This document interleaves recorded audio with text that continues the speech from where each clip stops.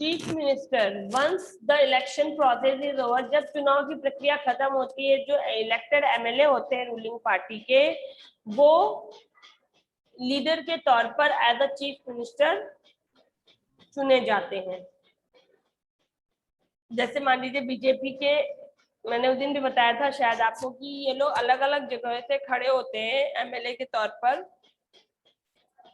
जैसे आपको योगी है, आदित्यनाथ योगी सीएम आपके गोरखपुर से खड़े होते हैं, इनका जो कॉन्स्टिट्यूंसी है इनकी वो गोरखपुर है, ये वहां से मेजोरिटी सीट वो करते हैं। इसके बाद और जहां जहां से बीजेपी वाले खड़े होते हैं, ये सारे अगर majority number of seats gain करते हैं तो फिर ये एमएलए सारे वो होकर उनमें से फिर चूज होता है कि कौन मुख्यमंत्री बनेगा।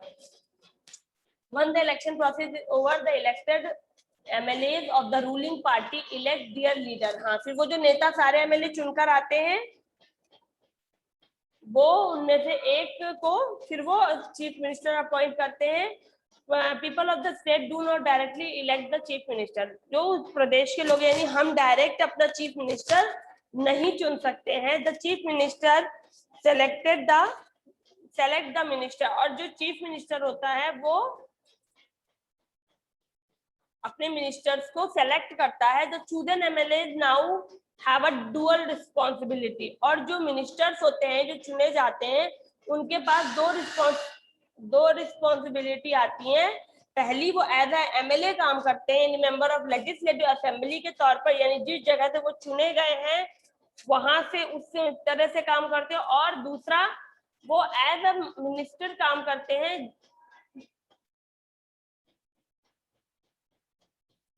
एज अ मिनिस्टर काम करते हैं, क्योंकि मिनिस्टर एज अ मिनिस्टर काम करने का मतलब है जिस डिपार्टमेंट को उनको दिया जाता है वो उसके रिगार्डिंग फिर काम करते हैं।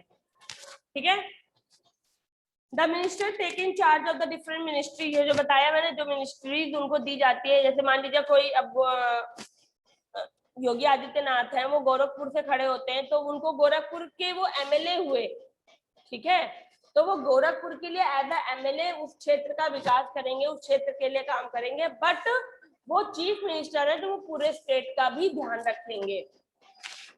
ठीक है। उसी तरह आपके एरिया, जैसे यहाँ से पंकज सिंह खड़े होते हैं नोएडा से, तो वो यहाँ के एमएलए हैं, वो यहाँ के विकास का ध्यान रखेंगे। बट जो लेजिस्लेटिव असेंबली है उसमें उनको जो उत्तरदायित्व दिया गया होगा, ओके, वो उसके लिए वहां पर वो उस उत्तरदायी, मान लीजिए आप क्लास में हैं तो आप एज अ स्टूडेंट हैं आप क्लास में, बट एज अ स्कूल आपको अगर कोई रिस्पॉन्सिबिलिटी दी जा रही है तो आपको उसको भी फॉलो करना होगा। और क्लास में अगर आप मॉनिटर हैं तो आप मॉनिटर को भी फॉलो करेंगे।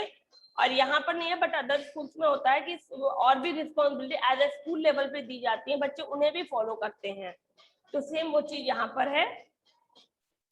The chosen MLAs now have a dual, तो बता दिया, the minister take in charge of different ministries, all elect MLAs including the opposition, और जो इलेक्टेड एमएलएज होते हैं यानी उसमें अपोजिशन होता है, कॉन्स्टिट्यूट द लेजिस्लेचर होता है, यानी जितने भी एमएलएज होते हैं उसके अलावा इंक्लूडिंग उसमें opposition constitute the legislature. The chief minister and his or her team of ministers are the part of legislature, but they now also form the executive. जो चीफ मिनिस्टर होते हैं उसके या उसकी जो टीम होती है, उसके जो मिनिस्टर्स होते हैं वो लेजिस्लेचर का भी पार्ट होते हैं, इसके अलावा वो एग्जीक्यूटिव भी बनाते हैं। ठीक है। लेजिस्लेचर का काम है कानून बनाना, लेजिस्लेटिव असेंबली जहां पर कानून बनते हैं प्रदेश के लिए। ठीक है। तो लेजिस्लेटिव असेंबली का भी काम करते हैं और एज द एग्जीक्यूटिव भी फॉर्म होता है। एग्जीक्यूटिव क्या करती है? लॉज को इम्प्लीमेंट करती है। Then all the minister together form the council of minister, और सारे मिनिस्टर मिलकर काउंसिल ऑफ मिनिस्टर बनाते हैं, मंत्रिमंडल बनाते हैं।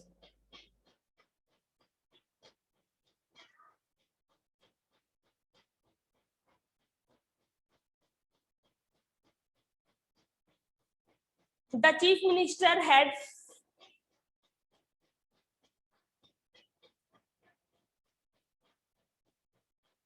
The chief minister heads the government at the state level. Government के में स्टेट लेवल पर जो हेड होता है वो चीफ मिनिस्टर होता है। The government of the state normally the governor of the state formally appoint the chief minister and the other ministers in a democracy in a ceremony। जो ceremony होती है उसमें गवर्नमेंट स्टेट की तरफ से chief minister को appoint करता है और उसके अदर मिनिस्टर शपथ दिलाने का जो काम है वो गवर्नर करता है। The governor is the head of state. Governor जो है वो स्टेट का हेड होता है एंड ही और she is a very important link between the central and the state government. Chief minister जो होता है वो स्टेट गवर्नमेंट का हेड होता है और गवर्नर पूरे स्टेट का हेड होता है। जैसे आपका प्रेसिडेंट और प्राइम मिनिस्टर का हुआ, प्रेसिडेंट पूरे देश का हेड होता है, प्राइम मिनिस्टर गवर्नमेंट का हेड होता है सेंट्रल लेवल पर। सेंट्रल लेवल पर जो सरकार बनती है जिस पार्टी की वो उसका हेड माना जाता है, उसका हेड होता है जिस सरकार जो सरकार बनी होती है। इस बात को ध्यान रखिएगा, ठीक है। उसी तरह यहाँ पर भी है कि जो गवर्नर होता है वो स्टेट का हेड होता है और चीफ मिनिस्टर स्टेट गवर्नमेंट का हेड होता है।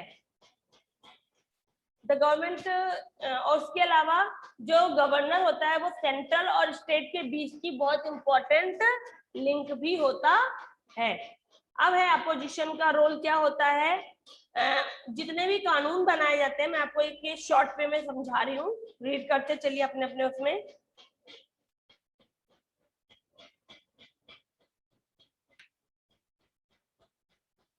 All the laws made by the legislature are implemented by the executive through the ministries and the department. In the legislature assembly, the members of the house engage in discussion about all aspects of the proposed law. Opposition members play a crucial role in keeping the ruling party alert by pointing out the flaws in the functioning. They also question the ministers and thus make the executive answerable and accountable to the legislature. This is the feature of democracy that shows us that no post or level is level in a hierarchy is given absolute power. कुल मिला के जो कानून legislature के द्वारा बनाए जाते हैं, एग्जीक्यूटिव के द्वारा इम्प्लीमेंट किए जाते हैं थ्रू द मिनिस्ट्रीज और डिपार्टमेंट के द्वारा कानून बनाना और कानून को जो लागू करने का काम किया जाता है। लेजिस्लेटिव असेंबली में the member of house engage in discussion. उसके बाद वो मेंबर जो होते हैं उस हाउस के लेजिस्लेटिव असेंबली के वो डिस्कशन होता है उनमें उस एक टॉपिक को लेकर। मान लीजिए अभी तो करंट में अभी मैं आपको किसान वाला मुद्दा उठा के, मान लीजिए उसमें जो भी किसान बिल पारित किया जा रहा है उनका कुल मिलाकर कहना है कि इसमें किसानों को बिचौलिए को खत्म कर दिया जाए, मार्केट बढ़ा दी जाए, जो भी पूरा प्रोसेस है। तो जब वो बिल बनाया गया, जब बिल मीन्स यहाँ पर कानून से है, जब वो बिल बनाया गया तब उस बिल पर पहले लोकसभा या विधानसभा में बात होती है, डिस्कशन होता है। उसके दोनों पहलू देखे जाते हैं कि इससे क्या किसानों को फायदा हो रहा है, ठीक है, सारा कुछ बताया जाता है। इससे जनता को क्या फायदा होगा, इससे सरकार को क्या फायदा होगा, इससे किसानों को क्या फायदा होगा, ये कानून हम क्यों लगाना चाहते हैं, जितना कुछ है। जैसे अभी रिसेंटली सुन रहे हो पॉपुलेशन लॉ होने जा रहा है, तो इसका पूरा जो फॉर्मेट होता है वो डिस्कस्ड होता है कि क्यों आ रहा है, क्यों लगाना है, इसकी क्या जरूरत है। All matters should be discussed in the legislative assembly. Then opposition जो होते हैं वो एक बहुत ही क्रूशियल रोल प्ले करते हैं। वो क्या करते हैं, उन जो क्वेश्चंस वो पुट अप करते हैं उसमें आपको सिंपल हिंदी लैंग्वेज में अगर कहा जाए तो बाल की खाल निकालने का काम करते हैं कि अगर वो कहते हैं कि इससे किसानों को फायदा होगा, वो ज्यादा पैसे मिलेंगे, तो उस पर वो पूछते कैसे मिलेंगे उन्हें पैसे, क्वेश्चन कर सकते हैं। कैसे आपको पता है कि उनको पैसे ज्यादा ही मिलेंगे, मे बी हो सकता है कोई किसान ना आ पाए मेन मार्केट तक, वो किसी के थ्रू ही, हर किसी के पास साधन अवेलेबल है कि वो बड़ी मंडियों तक अपना सामान पहुंचा सके। तो इस तरह करके बहुत सारे क्वेश्चन अपोजिशन की तरफ से आते हैं जिनको रूलिंग पार्टी को सेटिस्फाइड करना होता है, अपोजिशन को, ठीक है। मान लीजिए अभी जैसे पॉपुलेशन लॉ आ रहा है, तो इसको यूपी में और असम में लागू होने की बात हो रही है, तो इसको पहले लेजिस्लेटिव असेंबली में बहस होगी इस टॉपिक पर, उस पर बात की जाएगी। बात क्या होगी, दोनों जो हमारे योगी आदित्यनाथ ने जो भी ये फॉर्मेट बनाया उस पर क्या क्या फायदे होंगे इससे, लो और जो जनता है उसको क्या लाभ मिलेगा, सारा कुछ वो बताएंगे। देन जो अपोजिशन होगी, जैसे आपका एसपी है, बीएसपी है और कांग्रेस है, जो भी उसमें अपोजिशन पार्टी में है यहाँ यूपी में, वो सभी लोग उस पर पॉइंट आउट करेंगे कि बहुत से सर्कमस्टांसेस होते हैं कि जैसा उन्होंने कानून में बताया कि ओनली 2 चाइल्ड्स आर अलाउड, तो जरूरी नहीं अगर कहीं पर ट्विंस हैं तो लोग, वो जनता के बीच के ही क्वेश्चन अपोजिशन पुटअप करती है वहां पर कि बहुत लोग, ऑब्वियसली बात है कहीं पर अगर ट्विंस हैं तो ट्विंस तो है, अगर मान लीजिए ट्विंस का एक आधा भाई बहन है तो फिर तो 3 बच्चे हो गए, तो वो फैमिली तो जो उन्होंने रूल्स बना रखे हैं, जैसा कि मैंने अभी पढ़ा था कि उनको राशन नहीं मिलेगा, उनको सब्सिडी नहीं मिलेगी अगर 3 बच्चे हैं, तो फिर मतलब वो फैमिली आउट ऑफ हो गई, तो इसके लिए क्या करेंगे आप, वो मुद्दा उठेगा। इस तरह करके बहुत सी छोटे छोटे जो टॉपिक होते हैं उनको अपोजिशन उठाएगा। अगर ये सेटिस्फाइड कर लेगा उनको, उन्होंने अपने बिल में इस हर तरह की छोटी छोटी बात का आंसर दिया होगा, तभी वो पॉपुलेशन लॉ यूपी में लागू होगा, अदरवाइज फेल हो जाएगा। और जब ये यूपी में लेजिस्लेटिव असेंबली इसको पास आउट करेगी, तभी आगे लेजिस्लेटिव काउंसिल तक जाएगा, फिर काउंसिल में पास आउट होगा, देन गवर्नर साइन करेगा और फिर ये यूपी पे एप्लीकेबल होगा। तो ये पूरा प्रोसेस होता है लेजिस्लेटिव आपके अपोजिशन का, कि किसी भी टॉपिक पर क्वेश्चन करना, एग्जीक्यूटिव जो होता है वो उसको आंसर करे, और लेजिस्लेचर के प्रति उसकी वो जिम्मेदारी होती है कि उसको उसे आंसर करना है। ऐसा नहीं कि आप आंसर नहीं करोगे तो हमें नहीं पता, अभी हमने सोचा नहीं है, आपको उसका आंसर देना होगा, अकाउंटेबल आंसर देना होगा। आप ऐसे वैसे कोई आंसर नहीं दे सकते हो कि कुछ भी बोल दो उस वक्त, आपको वही आंसर देना होगा जो आपने सोचा है कि इस टॉपिक पर, और या वो टॉपिक अगर आपने इन्वॉल्व ही नहीं किया है तो उसको लेकर फिर बहस होती है। तो कुल मिला के ये बताया जा रहा है कि जो लोकतंत्र है वो ये बताता है, जो लोकतंत्र का ये फीचर है, विपक्ष का जो फीचर है वो ये दिखाता है कि नो पोस्ट, कोई भी पद या कोई भी जो लेवल है वो हियरार्की नहीं है, इज गिवन एब्सोल्यूट पावर, जिसको हियरार्की माने होता है इन ऑर्डर, इसकी वर्ड मीनिंग मैंने आपको बताई थी, शायद मीनिंग में लिखकर भी दी थी हियरार्की की, इन ऑर्डर करके थी, इन ऑर्डर और रैंक था कि वो रैंक के अकॉर्डिंग जो है वो कोई भी पोस्ट या लेवल नहीं होती है कि उसके पास सारी शक्तियां हैं। कुछ शक्तियां यानी कि चीफ मिनिस्टर या उनके कैबिनेट मिनिस्टर जो भी हैं, सिर्फ उन्हीं के पास शक्तियां नहीं होती, विपक्ष के पास भी कुछ शक्तियां होती हैं। अब हम आते हैं यहाँ पर, आपसे कहा जा रहा है डेमोक्रेसी में लीडर कीप चेंजिंग, नेता बदल जाते हैं, आप क्या सोचते हैं, अच्छा है ये आपके स्टेट के लिए या बुरा है, ये आपको अपने पॉइंट ऑफ व्यू में करना है। लेजिस्लेटिव काउंसिल, जिसे विधान परिषद कहा जाता है, permanent house of the state होता है, जैसे राज्यसभा होती है सेंट्रल लेवल पे, वैसे ये होता है स्टेट लेवल पे। There are very few states in India which have a legislative council, कुछ ही स्टेट इंडिया में है जहां पर लेजिस्लेटिव काउंसिल पाई जाती है, जिसमें आपका यूपी है। These states are बिकैमरल लेजिस्लेचर, और यहाँ पर बिकैमरल लेजिस्लेचर है, बिकैमरल का भी एक बार चेक करना होगा, और लेजिस्लेचर विद 2 हाउसेज, बिकैमरल मींस होगा जिसके 2 हाउसेज हो, वो लेजिस्लेचर यानी जिस विधायिका के 2 भाग हो, एक आपका लेजिस्लेटिव असेंबली और दूसरा लेजिस्लेटिव काउंसिल। तो वो स्टेट्स आपके हैं आंध्र प्रदेश, बिहार, कर्नाटक, महाराष्ट्र, तेलंगाना एंड उत्तर प्रदेश। सिर्फ ये कुछ स्टेट्स हैं जहां पर लेजिस्लेचर 2 पार्ट में डिवाइड है, state legislature. Then the member of the house have a 6 year term, इनका 6 साल का कार्यकाल होता है। They are none as members of legislative,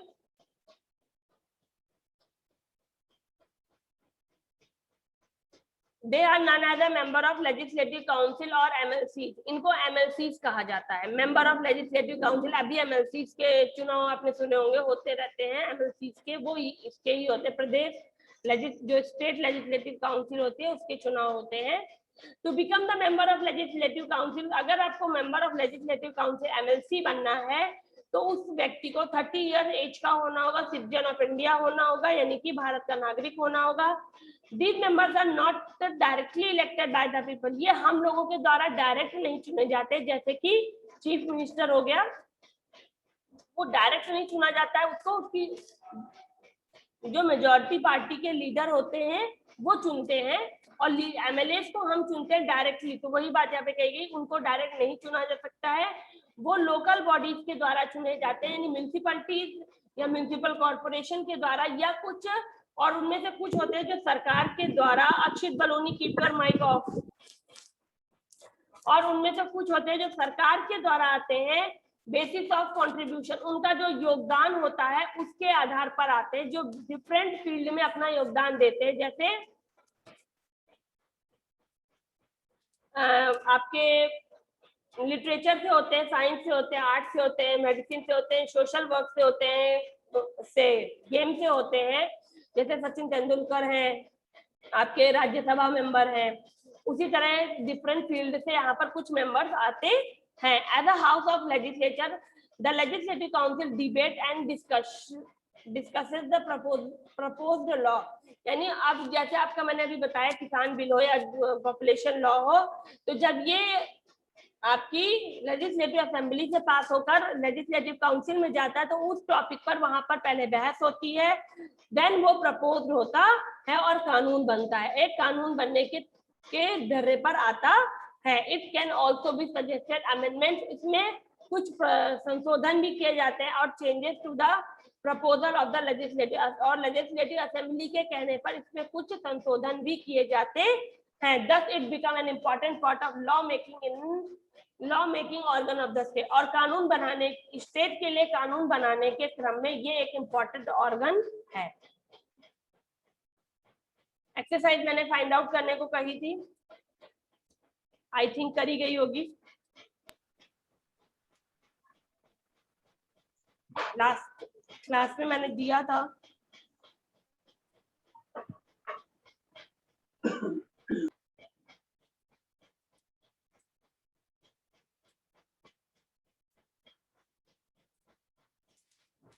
बताइए one by one. The state legislative assembly is also called,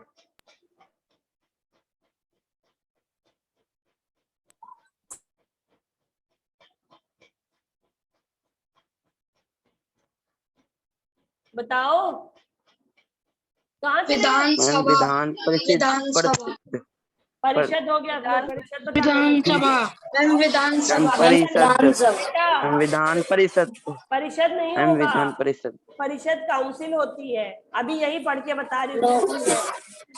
assembly सभा होगी और काउंसिल परिषद होगी। तो लेजिस्लेटिव असेंबली, माइक ऑफ करो, यस यस माइक ऑफ कीजिए।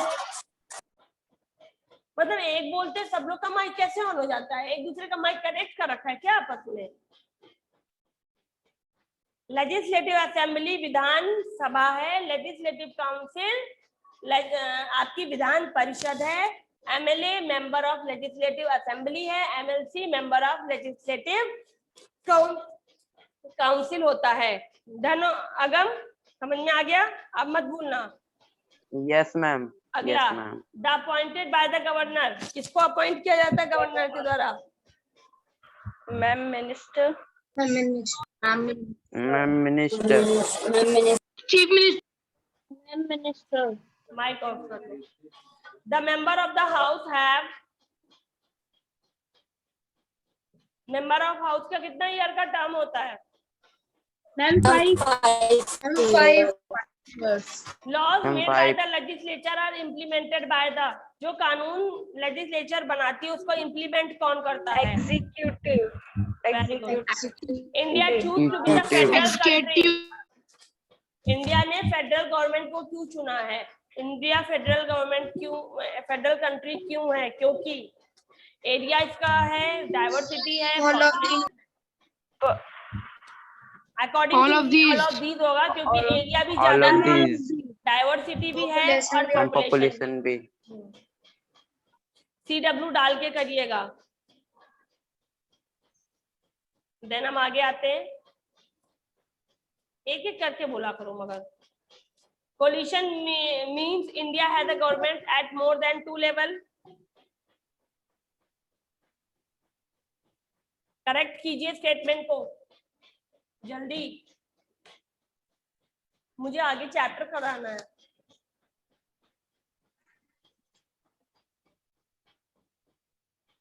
क्लास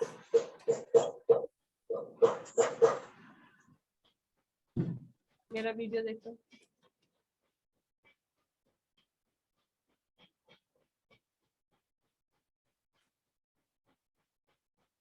नहीं बता पा रहे हो, कोलिशन की जगह फेडरल आएगा। Federal means India has a government at more than 2 levels. अगला, union territories have their own government and chief minister. Ma'am state. Very good.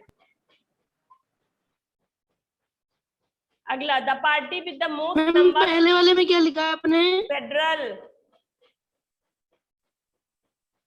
Federal government में 2 से ज्यादा लेवल होते हैं।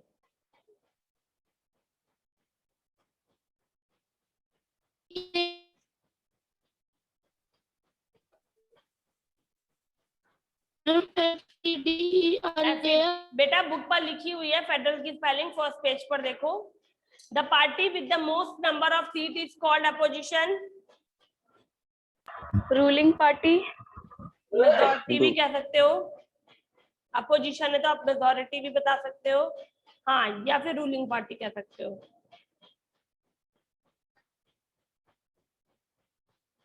The president appoint the chief minister and other minister. Ma'am governor. Ma'am governor. ठीक है, ma'am governor. ठीक है। अगला, answer in one word. The head of state government. Ma'am chief minister. Chief minister.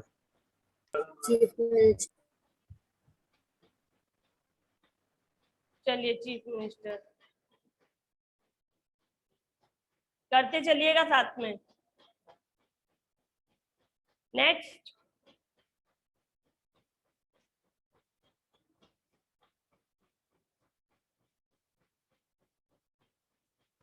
The minimum age of becoming an MLA। Up to 18 years. Up to 18 years. 18 years MLA बनने के लिए 18 years ma'am अब 21। Ma'am 18 से 21। 25 years. यहाँ पर लिखा हुआ है, देखिए पेज नंबर 205 पर लास्ट लाइन एकदम लिखी हुई है, MLA के लिए 25 ईयर्स एज होनी चाहिए। The link between the central and state government.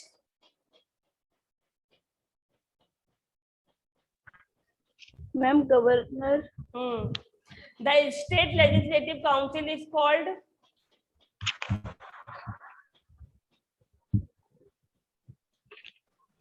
अभी भी बताया था, अभी तो अगम को समझाया। विधान परिषद। मैम प्रसिद्ध। विधान परिषद, ठीक है। चलिए, मैम गवर्नर। मैम जो थर्ड वाला क्या था ma'am? the link between the central and state government is governor. No ma'am. Yes. Ma'am correct this statement का मैम थर्ड। मेजॉरिटी लिख दीजिए या रूलिंग पार्टी लिख सकते हैं। Okay ma'am. थर्ड का मैम बेटा पूरा चैप्टर पढ़ाया है, पूरा चैप्टर पढ़ाया है, खुद भी करने की कोशिश करो। अगर कर रहे हो मेरे साथ नहीं कर पाए तो बताते नहीं, ऊपर से मैं बताना शुरू करती हूँ तब आप शुरू हो जाते हो, मैम इसका क्या उसका क्या। बाकी क्वेश्चन आंसर मैं सारा कर लिया मैम, बस उसकी स्पेलिंग नहीं आ रही है। किसकी स्पेलिंग? मैम बी के मैम फर्स्ट का। फेडरल। अंशुल मैं कह रही हूँ चैप्टर का फर्स्ट पेज देखो, वर्ड मीनिंग में भी फेडरल दिया है और उसमें भी फेडरल है, चैप्टर पे भी। मुझे याद है तुमने चैप्टर पढ़ा नहीं, इसका मतलब कहानी सुनते हो बैठकर।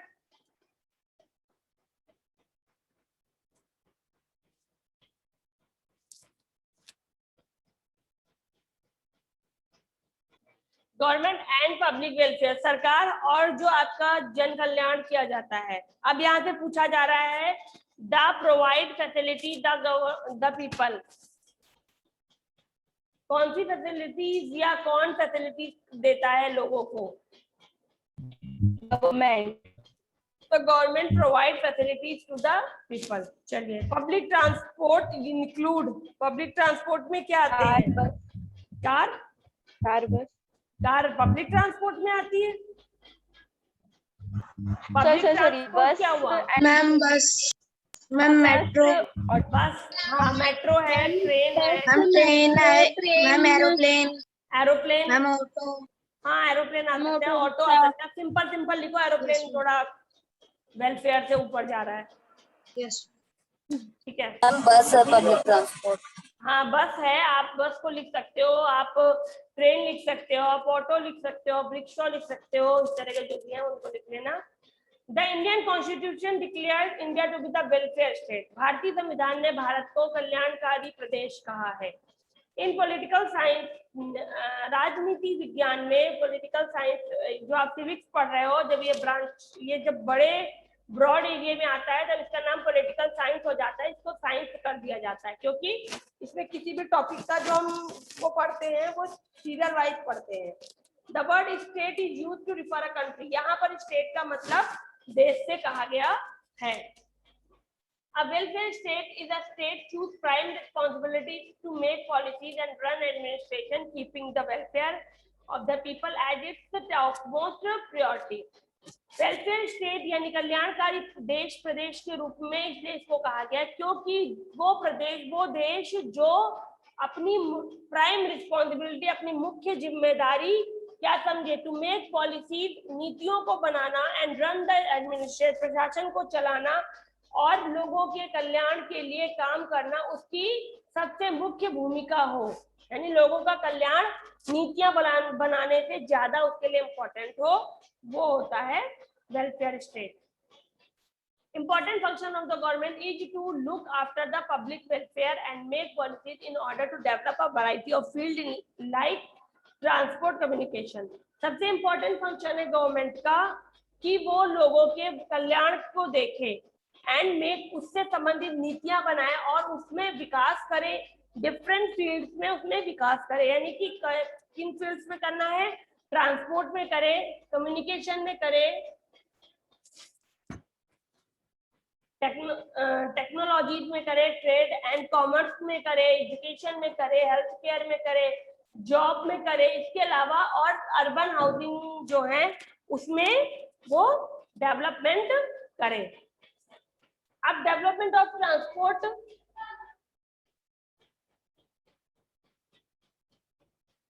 an efficient transport system is the basic requirement of for any place. किसी भी जगह के लिए सबसे मुख्य जरूरत, सबसे बेसिक जरूरत है ट्रांसपोर्ट होना। To ensure that, इस बात को सुनिश्चित करने के लिए that the people are able to communicate, to commute to their place of work and back home is crucial to the smooth working in an economy. अगर लोगों को इस बात को सुनिश्चितता होनी चाहिए लोगों के पास कि वो एबल हैं अपने काम की जगह पर जाने के लिए, और वहां से बैक होम इज क्रूशियल, लोगों के लिए बहुत कठिन हो जाता है घर आना, तो उस बात को स्मूथ कर दिया जाए कि काम जाए और घर लौट आए। तो उससे क्या होगा? वर्किंग ऑफ एन इकोनॉमी, जो देश की अर्थव्यवस्था में योगदान दे रहे हैं, तो लोगों के आने जाने के लिए सुविधा हो जाएगी। कुल मिलाकर बात यहाँ पे, अगर ट्रांसपोर्टेशन अच्छा है तो लोग कितनी भी, जैसे आपके दिल्ली में है, बहुत लोग यहाँ से डेली गुड़गांव अप डाउन करते हैं, तो क्या रीजन है? गुड़गांव, नोएडा से गुड़गांव जाना बहुत ही टफ बात है, बट ट्रांसपोर्टेशन अच्छा है तो लोग डेली जाते हैं, डेली से चले जाते हैं। कैसे? यहाँ से मेट्रो पकड़ी आपने, मेट्रो से कनेक्टिविटी इतनी अच्छी दे रखी है, रोज डेली। अब हाँ, इसके लिए अब आपको जल्दी जाना होगा, मेट्रो आपको कैच करनी होगी। मेट्रो आपके लिए नहीं रोकी जाएगी कि नहीं वो नहीं आए गुड़गांव जाने वाले, वो आपको, बट आपके लिए फैसिलिटी है कि इसके, और कनेक्टिविटी भी बहुत अच्छी कर रखी है कि जस्ट 5 मिनट्स में आपको मेट्रो मिल जाती है। बसेस हैं आपकी, डीटीसी बसेस चलती हैं जो आपको पहुंचाती हैं इस तरह करके। और फिर जब आप गुड़गांव में उतरेंगे तब आपको वहां पर रैपिड मेट्रो है कि आपको ऑफिसेज लिंक है एक दूसरे से, वो पूरे नोएडा जो गुड़गांव है उसमें रैपिड मेट्रो चलती, जो हर 1 मिनट बाद आती है।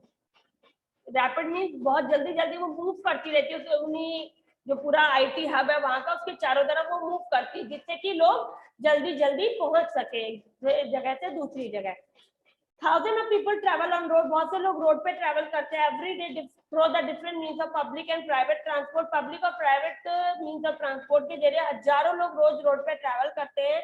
It is important that they reach there destination on time. और सबसे महत्वपूर्ण बात यह है कि वो अपनी जगह पर, अपने गंतव्य पर एट अ टाइम पहुंच जाएं, so that work can progress in a systematic manner. तभी काम को एक क्रमबद्ध तरीके से शुरू किया जा सकता है, आउटपुट कैन बी मैक्सिमाइज, और जो आउटपुट निकलेगा वो ज्यादा आएगा। जैसे कि अभी क्या है, भारत में सब लेट लपेट ऑफिस पहुंचते हैं, अगर अभी वही टाइम से ऑफिस पहुंचने लगे, जो ट्रैफिक ना हो, कोशिश तो बहुत चल रही है but it is based on population, ज्यादा जनसंख्या है इस वजह से है।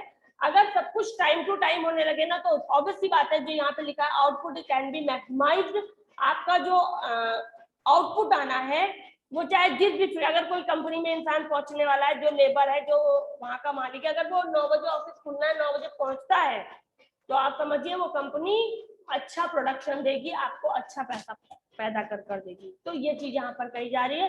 ठीक उसी प्रकार all kind of goods are taken from one place to another, both within the cities and into the city from other destination places, and efficient infrastructure play an important role in an effective transport system in any nation। जैसे कि उसी तरह कहा जा रहा है, जैसे हर तरह का जो सामान होता है उसको एक जगह से दूसरी जगह पर पहुंचाया जाता है, बोथ विदिन द सिटीज, शहर के अंदर भी पहुंचाया जाता है, 2 शहरों के अंदर भी पहुंचाया जाता है, या सिर्फ शहर में ही डिफरेंट जगहों पर पहुंचा दिया जाता है। तो ठीक उसी तरह ये बात कही जा रही थी कि अगर ट्रांसपोर्टेशन अच्छा है, मान लीजिए कहीं पर कोई सामान घटती है बढ़ती है, तो वो ट्रांसपोर्टेशन अच्छा होगा तो वो अच्छा एक जगह से दूसरी जगह पर बहुत समय से पहुंच जाएगी, और इससे इंफ्रास्ट्रक्चर जो है वो अच्छा होगा और इम्पोर्टेंट रोल प्ले होगा, और ट्रांसपोर्ट जो है वो देश के विकास में इम्पोर्टेंट होते हैं।